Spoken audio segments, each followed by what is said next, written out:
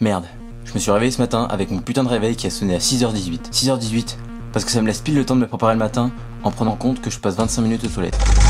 J'ai redormi 1, 2, 3, 4 heures. Je suis tombé du lit. Je me suis rendu compte qu'il était 10h18. Je me suis grouillé.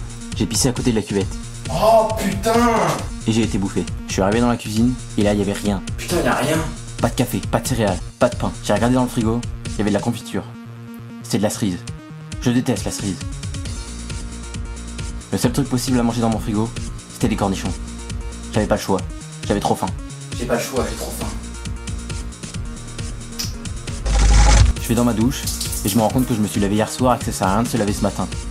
J'ai commencé à m'habiller et je me suis rendu compte que j'ai dit hier que je me laverais demain et que ça servait à rien que je me lave aujourd'hui. Je le ferai demain. Du coup, je suis retourné me laver. J'ai commencé à m'habiller, j'ai vu que mon seul jean que je mets tous les jours depuis 10 ans avait disparu. Putain, il est où? J'avais pas le choix, je devais m'habiller comme ça. Quand j'ai commencé à partir de chez moi, je me suis rendu compte que je savais pas où étaient les clés de ma voiture. Je me suis mis à les chercher partout dans des endroits improbables. Dans mon lit, il y avait une statue de la liberté, une perruque de l'équipe de France et